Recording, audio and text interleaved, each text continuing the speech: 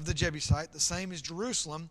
And the border went up to the top of the mount that lieth before the valley of Hinnom westward, which is at the end of the valley of the giants northward.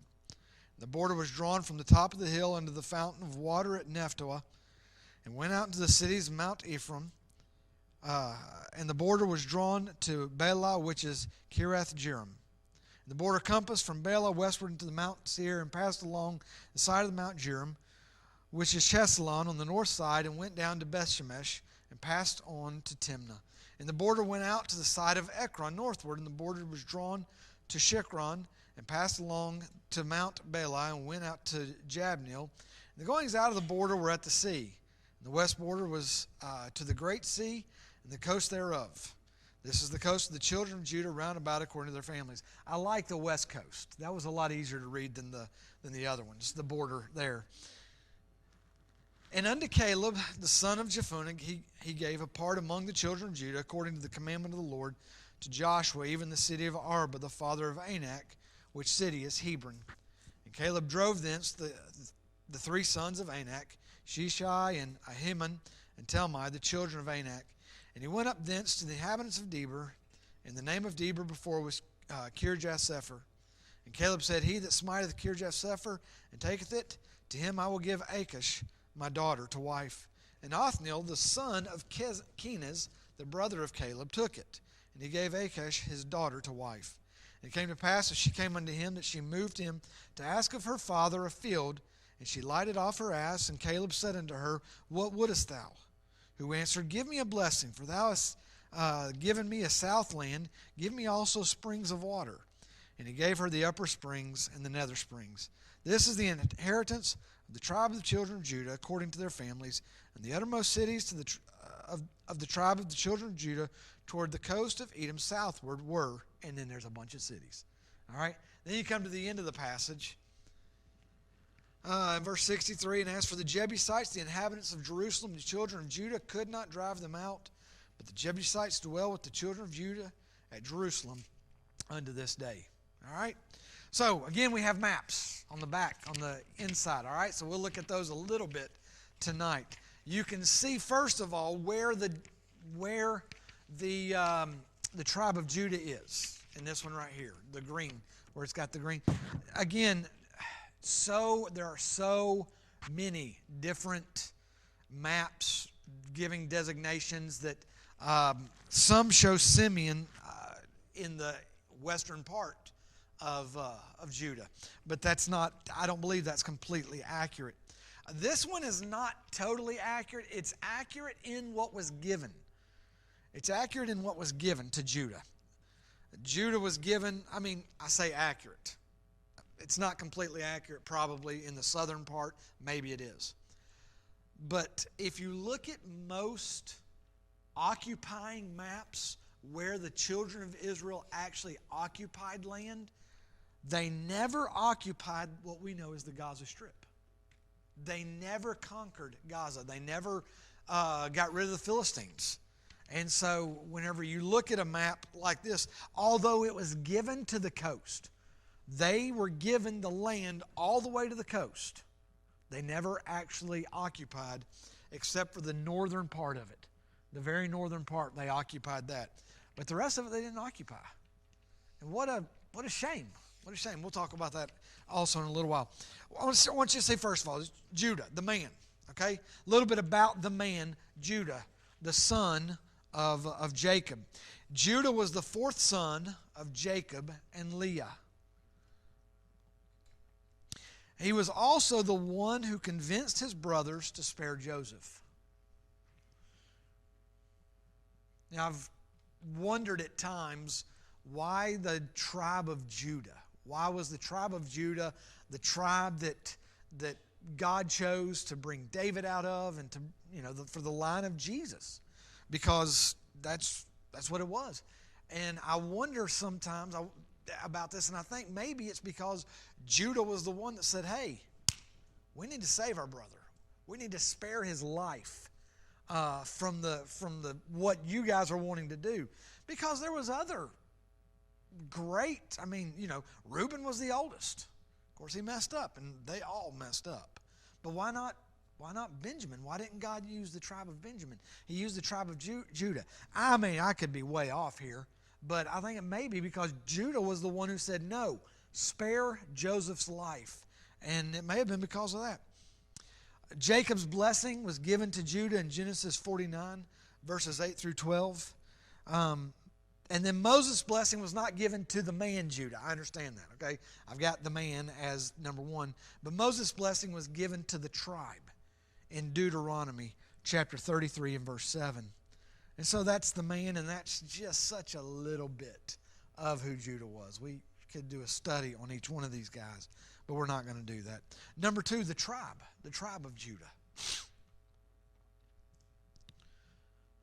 If you could have anything, this point right here, these points that I have right here, if this was all you said about the tribe of Judah, wow, this is quite the heritage.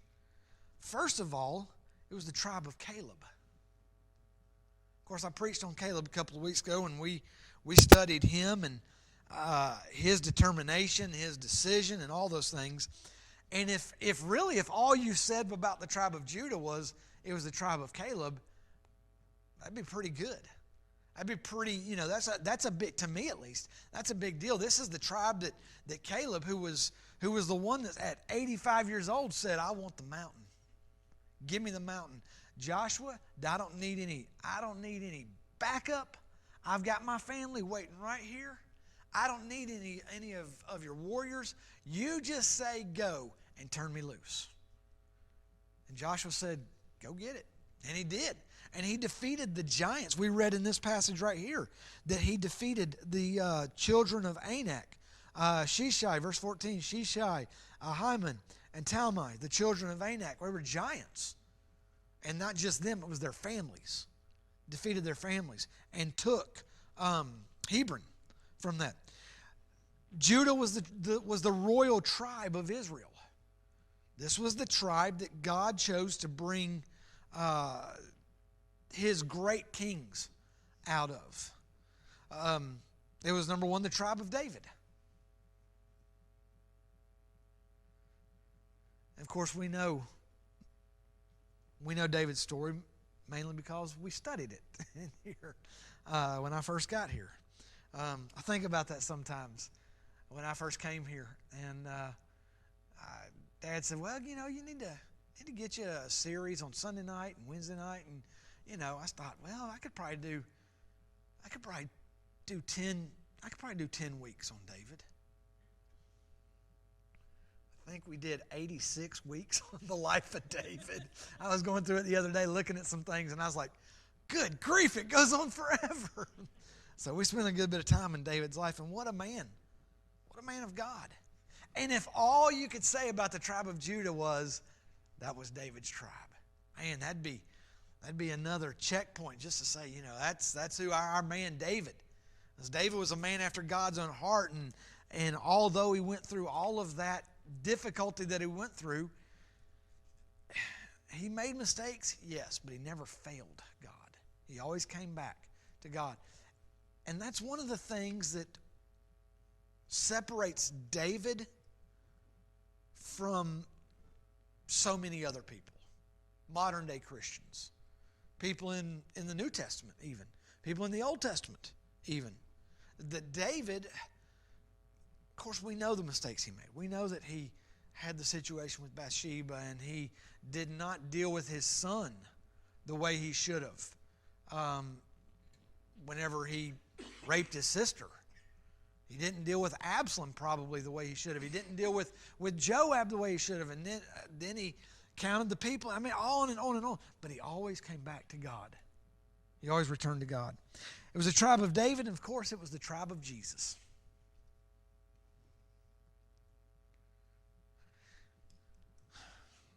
What else do you say? I mean, good grief, those right there is that if I was going to choose to be a part of a tribe, it would be the tribe of Judah. That's who I want to be with. I want to be with those guys. I want to be with Caleb and David and, of course, Jesus. It was quite the tribe. And, of course, Solomon would be a part of that also. But it was the royal tribe of Israel. It had earthly priesthood or the earthly king that God had chosen. David and his lineage was there, but also Jesus Christ, the royal King of Kings, came out of that tribe. Then we have the borders of the country. All right, now you can go to your maps. All right, I tried to make this simple. From if you read through, if you go to verses 2 through 4, we don't even know where some of these places are that are in here, that are in the Word of God. They don't even know where they're at. Their south border was from the shore of the Salt Sea, from the bay that looked southward, went out to the south to Melech Acrabbim, passed along to Zin, ascended. You can't follow that, all right? So the southern border was from the northern tip of the Red Sea to the Mediterranean Sea, moving at a northeasternly or northwesternly move. That's the best way I know how to describe it. You don't see the Red Sea in this right here, but the Red Sea is right down here on this map. If you're looking on the map with the green, the Red Sea would be down here, but it's not on the map. And it goes almost the way that the modern border is today. It's not quite the same, but almost. And it moves right up, and that right there, that river right there at the southern end of Judah is this river that's mentioned in verse 4, the river of Egypt. That's the river of Egypt. And so there's the southern border that runs, and it runs from the Dead Sea. It really runs from the bottom of the Dead Sea almost straight down to the Red Sea. Okay, so that would be the southern border, what you see. Then you have the eastern border. The eastern border. Again, it's from the tip of the Red Sea coming straight up to the Dead Sea. Coming straight up to the Dead Sea. And it runs from the Dead Sea, back on this map, or right here even. Which one is it? From the Dead Sea, it comes up. It's hard to tell on this one, but it's about right here.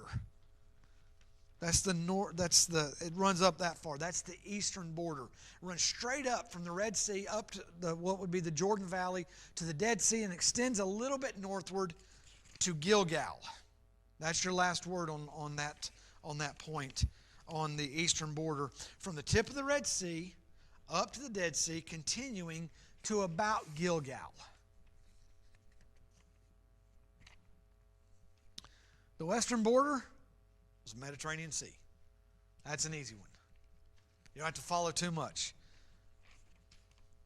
The northern border is not given in this as a line from here to here in this passage. But we know from what Moses had given them in Numbers, I believe it is, that it extends from about Gilgal almost due west, with a little bit of variation, but almost due west to the Mediterranean Sea. So that's the border. Those are the borders of Judah. Interestingly, in this passage of Scripture, we didn't read it, but it says 29 cities, but it lists 38. And there's questions about that. And many people believe because 9 of the cities are in Simeon, the tribe of Simeon. And so they were added, but they're not. There's 38 or 29 cities, but they included 9 that aren't actually part of the tribe of Judah. They're part of the tribe of Simeon. And so, again, we're not going to talk about the borders inside because it's just, we don't know exactly where Simeon was. And so we're not about to do that. All right? Okay. So that's the borders. Then you have the cities. And, of course, I'm not going to go through all 38 cities that are listed. We don't even know where many of them are at. I just want to mention some ones that we are familiar with that we see at different parts in the Bible. The names of cities that we are somewhat at least familiar with. And interestingly, in those 38 cities that are listed are not the first 2 cities that I give you tonight. Jerusalem. Jerusalem's part of Judah, but it is not in verses 23 through 60. It's nowhere in there. But Jerusalem, of course, was a Jebusite city. We see that in the last verse. In the last verse, it talks about the Jebusites inhabited Jerusalem. And that was true until David's day. When David became king, he ran the Jebusites out. He drove them out of Jerusalem. Jerusalem has not always been the place where the worship took place either. It was at Shiloh when they first got in the land. They set the tabernacle at Shiloh, and then when David took the city of Jerusalem, he wanted to move the Ark of the Covenant to Jerusalem and then build the temple there, and so that's how Jerusalem became basically the capital city. The second city that's not mentioned, but you would think would be, is Bethlehem.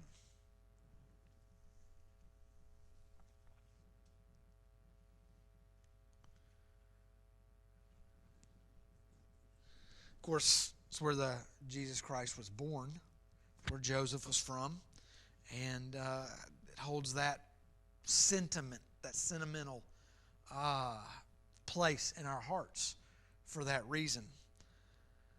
Then you have Ziklag, which you hear from time to time in the Word of God, and then you have Hazor, not as popular, but you hear the name Hazor from time to time. And it's interesting because some of these names you see doubled and tripled because they didn't have the technology, obviously, that we have, and so they would go to an area and they would give it a name. And so they would have multiples of these. Israel's not a big country. This is not a big land that was even given to them. But, we don't have any cities in Georgia that are the same name. You just don't have that.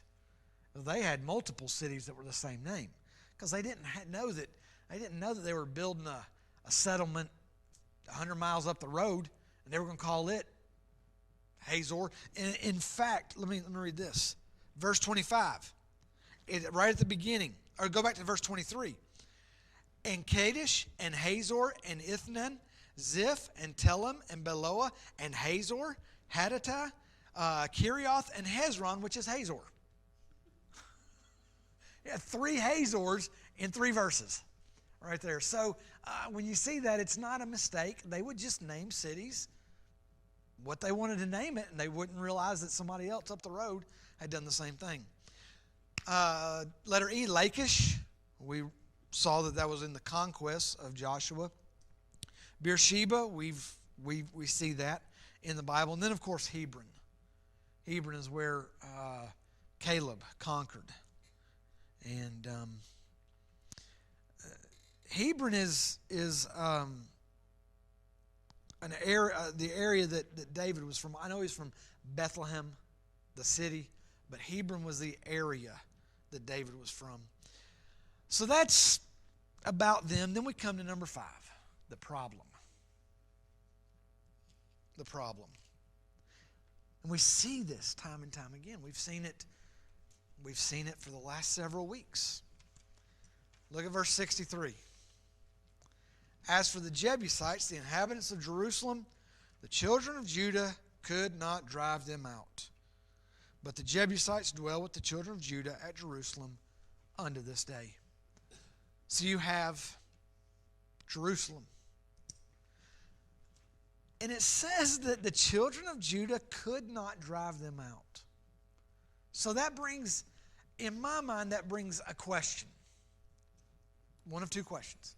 Either God was a liar, was God a liar, or did they really try to drive out the Jebusites?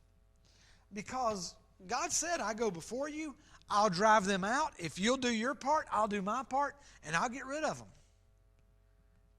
And it says they could not drive them out. I can't help but believe that they couldn't drive them out because they didn't really try. They got comfortable. They got in their place and they thought, I've got my area. We've got our village, our town. They've got theirs.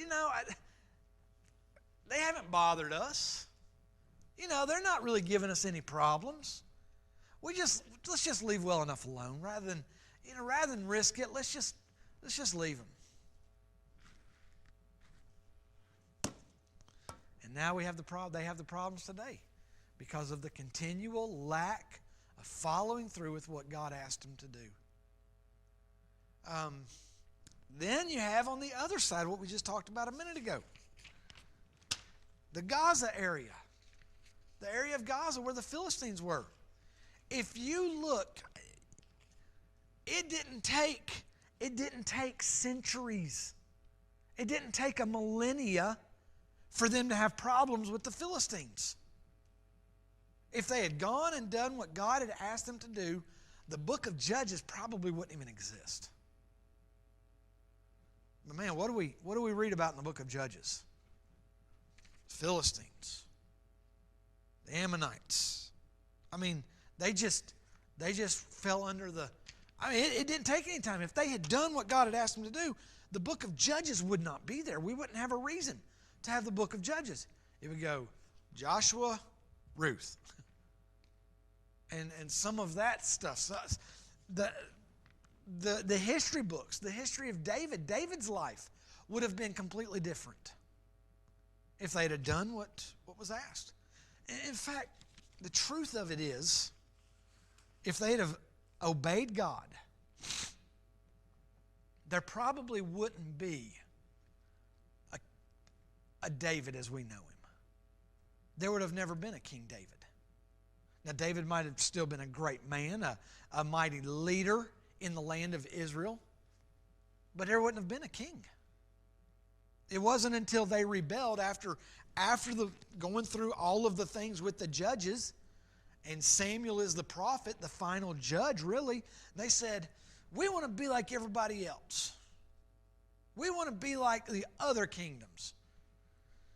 And God said, I don't think you want that, because you're going to get what they have. And they got it. And so if they had obeyed God, we wouldn't have the record of David that we have. Now, I like the record of David that we have. I like the way I relate to David in his having faults, but he came back to God and that thing. But we wouldn't have that record if they would have just obeyed God. And it's interesting because we get very casual with the things of God. We get very casual with church. We get casual with the book. We get casual with prayer. We get casual with the souls of people. And I wonder how often we are just like Israel, and we don't quite do exactly what we're called to do.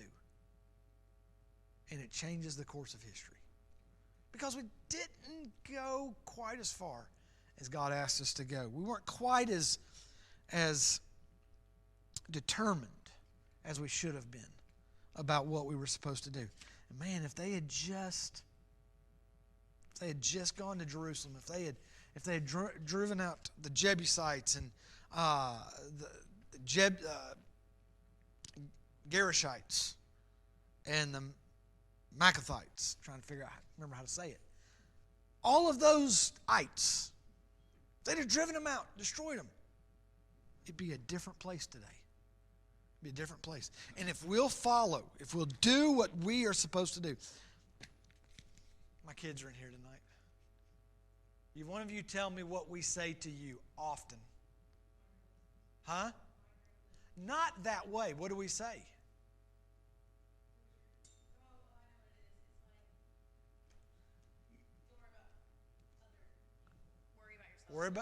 Worry about yourself. We must not say it enough. But if they would have simply done what they were supposed to do, if each one of them had done what they were supposed to do, it'd be a different thing. And if so often we want to look at other people. We want to look at other situations, say, what about them? What about them? What about them? I'm just going to tell you. I'm going to kill the mic. All right, we're done. We're done.